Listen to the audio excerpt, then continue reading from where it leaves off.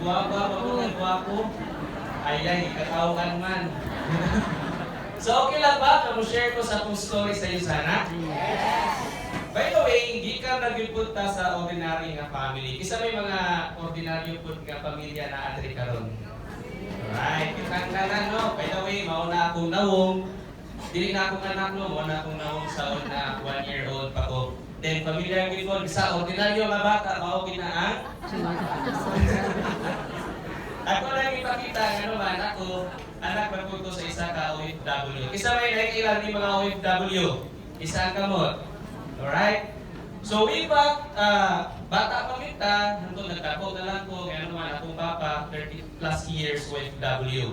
And every time, mo graduate ta, from elementary to college, missing in action ang among papa. Nga naman, pero niyang sakripisyo, paningkamot, apilan niyang pangil, no? Grabe gano'n niyang giantos, kamingaw, kaguon. Ang pinakapait pa na magsakit siya dito, wapin mutabang niya. Tama? And that's why, nakita po na ko nga, ang akong kurso mo sa akong papa, mechanical engineer, mao na, ang ako akong ikurso nga career is mechanical engineer. Wala siya nga ako, isa ko ka mechanical engineering graduate. But then, wala na yun ko nagka-license. Ask me why. Why? Tungod ani nilang mga tawhana. Okay, sila mentors Randy and mentor Ranel Blanco. Bili na to sila palagpakan. O also, palagpakin ko do kusog ang mga nag-invite ninyo karon. Ako, forever dyan ko grateful sa ilaha. Gitawagan kami ang niya bago kong graduate. Siyempre, ang mindset sa bagong graduate kung saman. Mag-anway, maglaag-laag. Tama? So, gitawagan ko niya, kamiluwa sa kumay, mag-uyag kami datay. Kaya doon dahil, rin mo kagaya ni Oro, magaligo ta dagat, makita ta sa Chali Beach Resort. So, nahitabo, nata-appeal ni Power Punch, huwag yung ligo nahitabo. No? Amazing, right? But then, because of that personal breakthrough training, so by the way, i-invite among tanan sa Cebu, natin Power Punch. And then, grabe good kayo. That time, I decided, no, nga wala ko nag one day, but nag-day 1 ko sa USANA. Grabe, no? So, nga naman, i-join ko USANA immediately. There are 5 reasons nga nung i-join ko USANA. At mauna akong pangalan no, Emmanuel Rizon. Ganahan dyan kong mga rason. Kung naagod po yung rason, ano naagad rin karon. Tama? Una is about health. At that time, among papa, sa sige niya sakripisyo, 8 ramang gud mi kaigsuon. Ako pinakabuhutan. So nahitabo, nagkasakit siya, serious na sakit, at long story short, natabangan din siya sa ato ang produkto sa USANA. Kung tanawo ninyo, 76 years young. Kaya balo mo, wala yun siya maintenance, normal iyahang laboratory, and you know what? Nakauyag pa yun. Ito kayo nga, blessing. Ikalawa is that about wealth. Ang USANA, ako yung trabaho, instead, focus ko sa akong career. Nga naman, nakita na ko sa USANA o trabahoon siya, dili siya mahatag ang ako ang makuha sa ako ang pagka-engineer. Mo na, ako yung trabaho ang USANA with massive hard work, consistency, nagpatudlo lang yun ko sa akong mga guests, patudlo lang yun ko sa mga nag-invite ninyo, sa inyong mentors, coaches, applies nga naman, wala pinag sila ilaing tumong, kundi mo ito ato ang negosyo. Muna sa sige na mo trabaho, sige lang yun ko, yes. No? Huwag yun ko magluno sa akong mentor. Ato ta, mag-gold ka, mag-ruby ka, mag-emerald ka, mag-diamond ka, mag-1-star ka. Sumoto nakita mo, sa sige na mo yes, nahimo kita mo 1-star diamond director sa USANA. Right? And then number 3 is that travel. Siyempre, 22 years old good ko nag-start with USANA. Namin mga 22 years old po today? 22 by heart. 22 to. May taro. So grabe kaya akong mindset, gusto ko travel around the world. But you know what? Because of USANA, 15 countries na among naturan and 4 is Europe. Grabe kaya si Mona Tanano. At syempre, pinaka-importante sa tanan is that ako, nalipay ko, grabe ang akong na-experience ni USANA. Ang pinaka-fulfilling part is that imo pong mga leaders, ma-experience po nila ang ako ang na-experience. So one of the main reason po, ganun na ako USANA, ikaupat is that I want to help a lot of people ma-experience po nila kung sa ako ang na-experience. So with USANA, sa sige padayon, sige attend og training, sige og buhat og mga ingon nani through massive action no, with heart, grabe good kayo. Nahitabo yun sa among organization, we have 2 diamond directors, left and right. Wow. No? Kaya ito siya sa USANA, di ba? The left and the right. So, kana siya, I have 2-star diamond director with Tony nasa tubangan, palakpakan na to. And also, sa Picasso, Senators Margie and Rolly Angot, tapos sa to, basta may sila, umara na siya. So, grabe yun. And also, recently, nahimong ang 9 Ruby Director because last week natay sa kabuk na po nahimong Ruby Director. No? So, 20 Gold Director. So, grabe yun ang USANA. So, karon kung nakay i-invite, magkakaroon, I don't know yung sa kapag-invite, but always remember, everything happens for a reason. Tama? So, number 5, lastly, is all about growth. So, grabe yun po, kung naganahan kayo sa USANA, ano naman? Okay lang, musulti yun ko nyo sa tinood. Yes. Unang barok ako sa tubangan, kato ng training may kay balo mo, 5 kami kabuok, that time kami mentoran yung isugo mo niya, pag-practice mo sa hap, isa'y mag-discuss prada, pungkan, cruising. So 5 na kabuok ha, din ako kay balo mo, sinitabo sa ako that time, buwan ako mamatay. No? Ulawon mo yung kayo, kay balo mo sa akong ibuhat. Ipalit ko breed horse. Ilaklang ako, giinom ako, baka mo nito, ibulong sila, udong, nagpula-pula lang yung kape. Saan ka proklabador na? So, grabe kayo sa wala ko story that time. Bisod kayo mo pa istoryaw sa tubangan na bisod pa ang dangon. Okay lang, may person.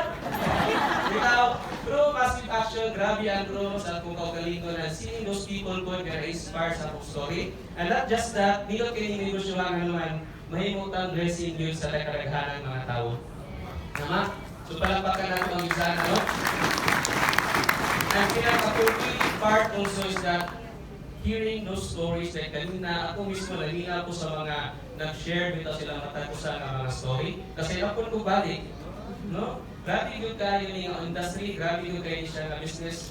And then you know what? Ang pinaka-exciting part is that kung kamo po, mahimo ko kong parte sa ako no? So we are here in front of you all, this event, the USANA Corporate, the USANA team here in Davao, and we, especially ako mismo, we are all here to guide you, to support you, nga ikaw po mismo, mo fly, good ka, diri sa USANA.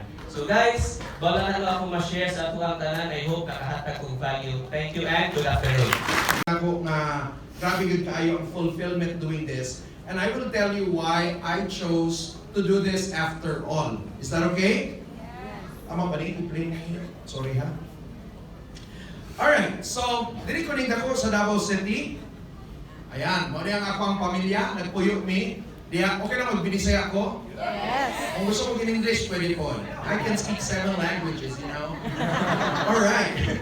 So, but anyway, nagpuyo ko sa, kanibitaw sa likod, bitaw sa Abriza Mall. Di ba padulong ka din ng obrero? Padulong Torres? Kita ko nga ng squatter diya likod sa naay, what do you call this, ang condominium? Ang likod anak, sudlon pag yun nimo, naipila ka buok balay diha kagalutaw sa kangkungan. Isa ang among balay diha. Alright? Gipangutan ako one time kung kauban ako kay Diage, napa diha inyong balay nito? Ako kuya, agud ka balay. Ingon bitaw nga squatter, kanya napagyapon. Wala kami dito, no? Natural. So anyway, pobre gyud mi kayo sa tanan. My father was a jeepney driver. Oh, in English, di ba? Father jeepney driver. My father was a jeepney driver. No? And then ang akong mama graduated from college when she was over 40 years old.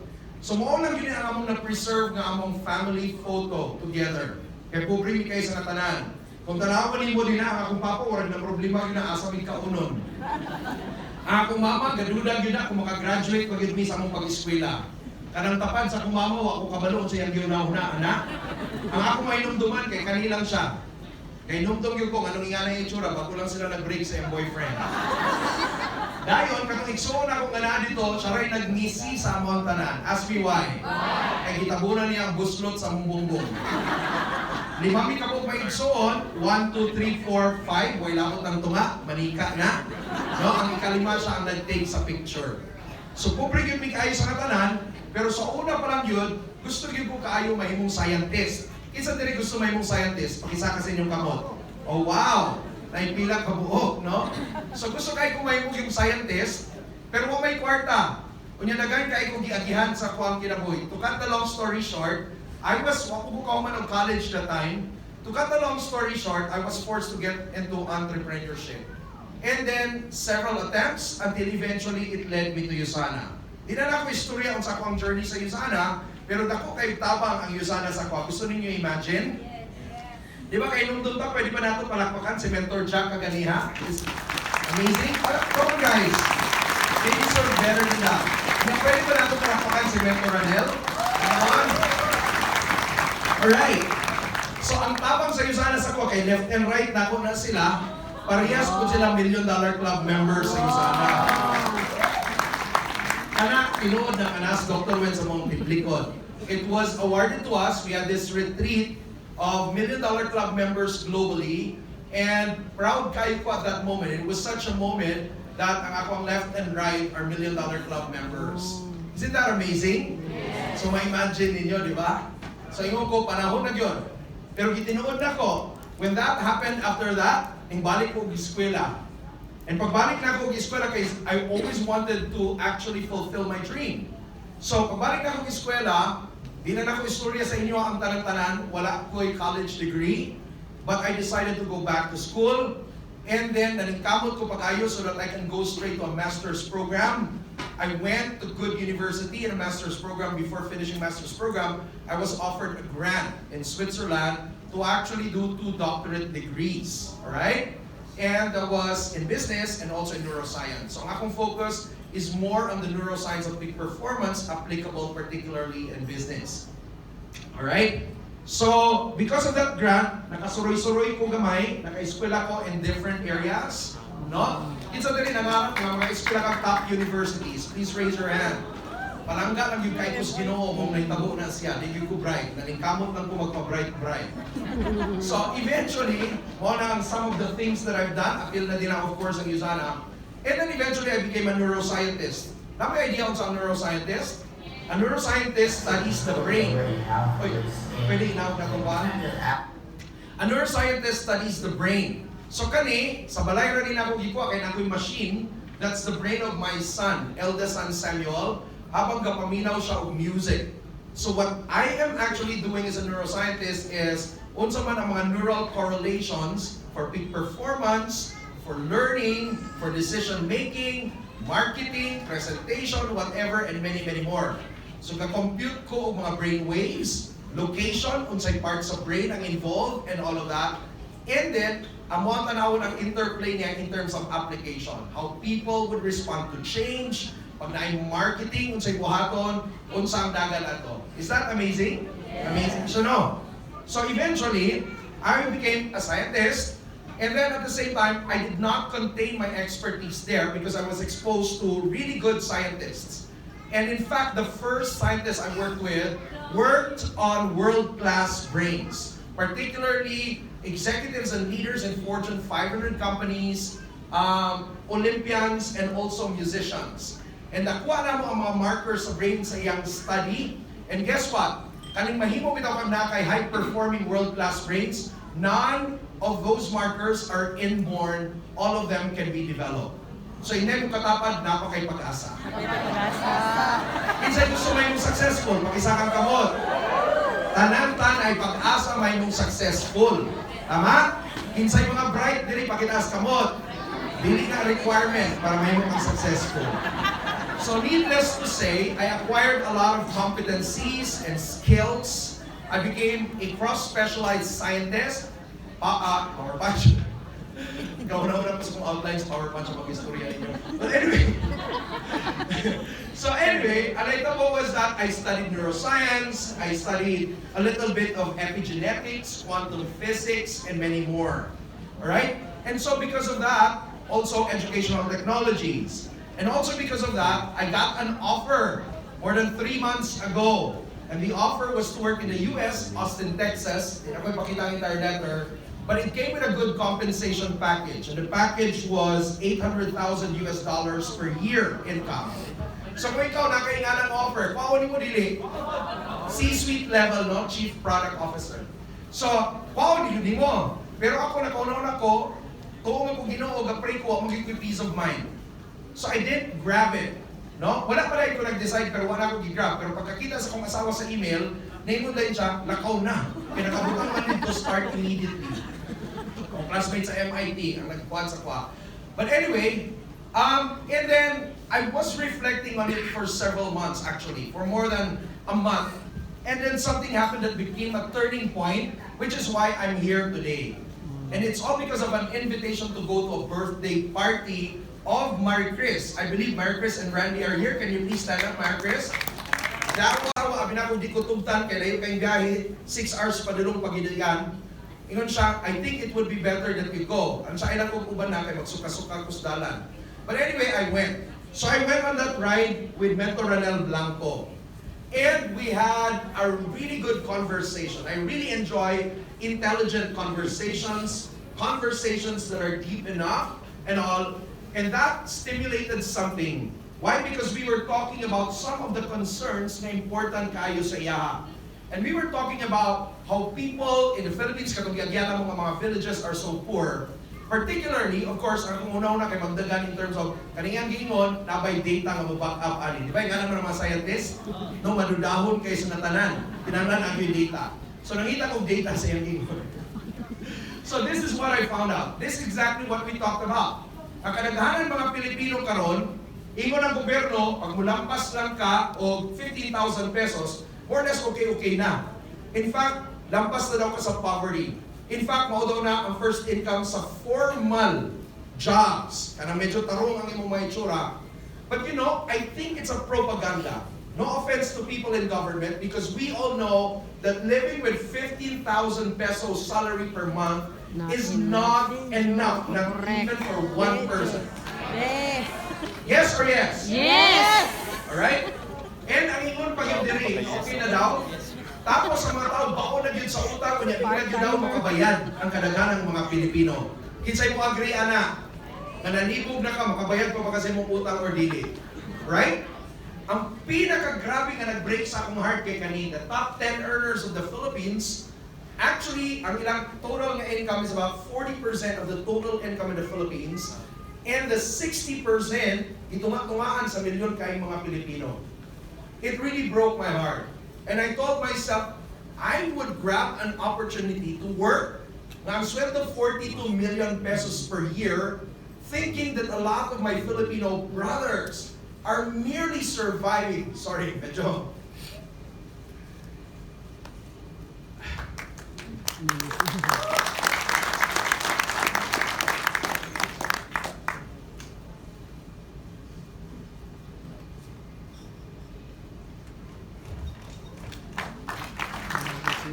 Kailangan tawag gigang kapubri, kabalong yung kaon sa mapubri.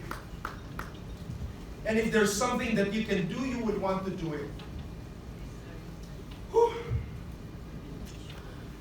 And I said, and because of that conversation, grabe yun. And that's not only it, right? We all know that poverty is also connected with wealth. Today, party sa muna istoryahan yapon, of course, ganahan yapon kong data, na iba. 7 out of 10 Filipinos die because of degenerative diseases. And these are diseases na pwede ma-prevent through lifestyle change. These are diseases na somehow proactively pwede natin ma-address being part of USANA. You get that? 1 out of 5 Filipinos have mental health issues.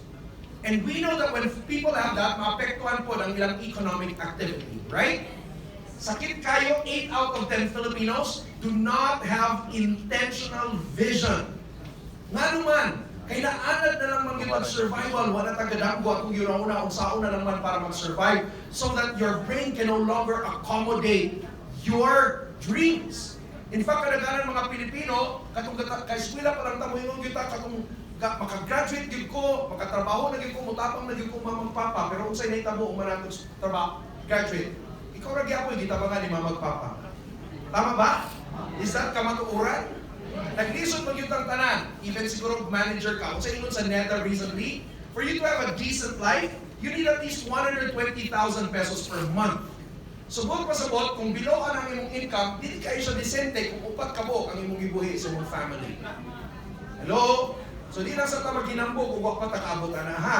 Mangita taglaing pamaagi. So, para makaabot na. Okay lang? Yes. But we also know that as businessmen, we also know that if there is a problem, there is an opportunity.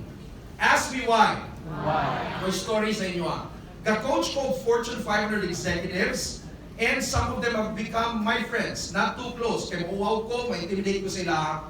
But when I would go to some places, they would invite me to stay sa ilang penthouse and all. And I have two friends who have become my friends in Singapore. And namin convention dito, mupuyok pa dito, taas kayo nga building, namin ito sa ibabaw, nasa yung telescope, kaya tungod oil rig company sila. Tapos tayo, tanaw-tanaw na kami ang barko. Ingon siya dito, no? So, ma-amaze kayo kung ano ng mga experiences and all. And he said, and na-notice na ako na difference sa mga pobre at mga dato. Ask me what? Our relationship with problems. Ang mga pobre, ang problema, budagan dayon ta. Pag may istoryahan gamay ang problema, dagana na to. Pero ang mga dato, pag makakita ang problema, ma-excite sila. Ask me why? Because kabalo ang mga dato, the problem is money. Problem is money. In fact, if you can come up with a solution that can solve the problem of 1 billion people, maski pag ibaligya lang nimo siya, ng 1 peso each, tomorrow you are already a billionaire. Yes or yes? So di ta mudagan ng problema. USANA mo ingon man dayta, bitag pila man na. Yung pagsulti sa presyo dagan man dayon ka di pag ka magpakita. Miss call na lang tanan. Itlak pag mo sa Facebook. Mao nang pobre ta. Tama? Kung ganahan gyud ka madato pangitaan man imong paraan ang tanan. Tama. Ang nakagwapo dako kayang problema sa health, dako kayang problema sa kwarta. Mao nang sa tinuod lang kung di ka mudagan, mo engage kag problem solving, madato gyud ka. And this is actually where USANA comes in, ladies and gentlemen. Are we here? Now, is it okay if I show you opportunities? Yes. Based on actual projections, right? And we know what projections are, right? Compute against a trend and against data. Are we here? And then you would project what would happen next. Some of you would say, network marketing na kundi pare-parehas lang ni silang tanan. Duha lang kaklase ang network marketing sa tibuok kalibutan. Alright? Ang isa USANA, ang uban, others. Alright? Pero kung USANA ka, you're in the right hands. So hindi mo katapat, okay ka na rin. So, network marketing, how big is this business model? We're not an industry, we are a business model in particular. It's going to be a $299.76 billion model by what? 2025. Kung tanawin mo ang jump sa growth in only 5 years in this projection, from 180, that's huge. And kung tanawin po nimo, asa gastand ang USANA in terms of its revenues every single year, but pasabot, we are a significant player. And we're gonna be a significant player in the growth in this particular business model. Are we here? Unya asa daw na ang gikan? Asia Pacific region. Hello? And then unsa daw nga product category? Health and wellness. Dili kay Bitcoin, no? Dili Bitcoin, dili vibration, o dili unsa pa diha. Health and wellness kapatid. Alright? How about wellness? Ang projection. Alright, if you read some of the literature on wellness, they were projecting prior to the pandemic, they were actually projecting about $7 trillion industry, wellness industry by 2030. Everything changed after the pandemic and insaka ang consciousness ng mga tao sa health. And because of that, naanadayo disposable money ang mga tao to become healthier. Yes or yes? Yes. So now, the new projections that came out is that it's going to be a $12.9 trillion industry by 2031. Gamay o dako? Gamay dako? Di ba dako kayo sa katanan? Kung ikaw may yung gamay raman ang business. Or network marketing, inoni mo, gamaya ng network marketing. O pwede good pa na yung kagpagtuan ng gituan, ikaw rin tama, mali ang tanang scientist. Ikaw na tayo tama. Pwede ba na siya? No, pwede po na. Basta mabago lang ang dagat sa imong kinabuhi. Pero dili, una-una ko gamay. Let's re-evaluate. But it's always good to evaluate our thinking and our opinions against data. Are we here? Yes. Asia Pacific and growth, as a product category, dietary supplements, contributing 32%. Alright, dietary supplements, bang USANA? Yes. Yes. Personal care, 20%, functional foods and beverages 80%, weight management 40%. That's a total of 84%. And most of these products, if not all, nakatatanan sa USANA. And in fact, dili lang tanaa, we are the best in this product. Number one ang USANA in the Philippines, not only one time, but 4 consecutive times. Nadungganan niyo uban. In terms of our performance as a business, not against other network marketing companies, but against retail players, including SM, Mercury Drug, Alibaba, and many more. Guess what? Usara kabuok network marketing company nakasunod sa top 25 at number 22, USANA Health Sciences. So dako ni only nato ni gamay-gamay yun. Kaya nga naman, ayaw pag-ingon, gamay mo ng inyo, huwag mong galing nakalista yung kumpanya diha, di ba? So, kabalo na kakinsay mas gamay, tama? So that is why guys, a lot of people are joining USANA. Right? Tama ba? If we are able to communicate well and segment well with the right strategies, we will be able to reach markets we've never reached yet, even here in the Philippines. And that is why, daghan po kay mga tao diri, even if they have already attained certain level in their lives, they are still part of USANA. Alright? Would you like to hear some of them very quickly? Yes. So ladies and gentlemen, please welcome some of our associates in USANA.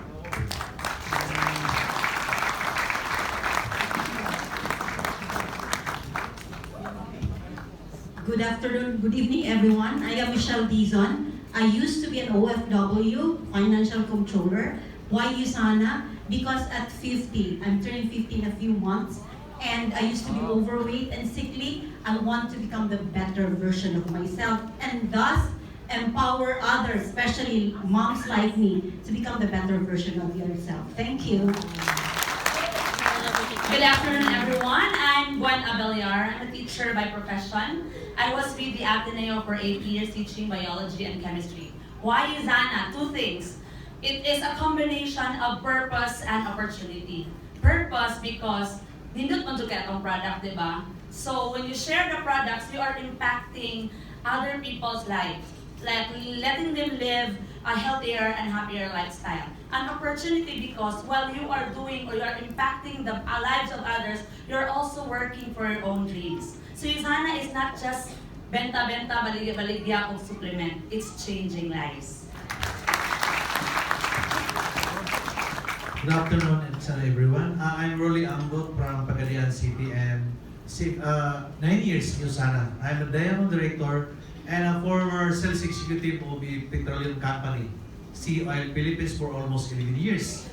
And 2 things, no, ang anong nagdugit to USANA, una, no, as a help, no, it helps with my family. And the second is the opportunity to earn unlimited income here in USANA if we will do hard work. Thank you very much. Good afternoon, Engineer Tony Gabardo, contractor and right now entrepreneur. Anong nabog USANA? Una-una health, and ikaduhang business. Ang business, nanay system, nanay product, nanay scientist, wala na kayo na-unaon, imo lang i-share, kaya income kagdaga dito sa mga ito gawas. Na-solve ang mga problema sa time ni Mrs. Nako. Thank you. I'm Gabi Davao, so I'm Chico Gabardo. I'm a mompreneur, no, I'm a registered pharmacist. Why naami sa USANA? It's because it's the only way, my only way out for my 17 years employment. So it gives me more quality time with my family and especially for my kids because as always know, time always spells love. So secondly, no, as a pharmacist myself, it's my advocacy to really help, no, share USANA opportunity and share USANA products to all families, no, thus creating a community of a healthiest family on earth. And lastly, USANA give us supplemental income, and then it gives us the opportunity to travel the world, and it really exceeds beyond our expectation. So, as always know, it's USANA or nothing for us. Thank you. Hello, ngayong hapon sa tanan. So, ako papa taga Davao, no? So, makita kong paligtidiri, diba? So anyway, I'm Candid Angela Nadella. So I'm a mom of 3. I'm a former bank officer for like 8 years, no? And we have also traditional businesses before. So, Why I choose USANA? Alright? So for me, it is an opportunity for everybody. We came from different walks of life, no? Makita niyo siya. And secondly, women empowerment. No? So taas-taas ng mga kamot sa mga babae. Right? So as a mom of 3, so daliin ako ang integration. Which is I can bring my kids along with my business meetings. So mo na kanindot sa USANA. Hindi na ko sila pwede dadon sa ball, sa bangko. Correct ba? No? And of course, the last but not the least is I really love to travel. And I really wanted that the world will become my playground. That's all in my life. Hello everyone. So my name is Mark Anthony Botamora. I'm from Palawan, and right now I'm one of the Ruby directors of USANA. So I'm a CPA by profession, and I worked as tax consultant before. So why USANA? So as a CPA, my dream before is to get hired by top accounting firm. So and I did, no? So I worked as a tax consultant from one of the top accounting firm before. But then I realized that I may be living my dream career or dream job, but I'm not living my dream life.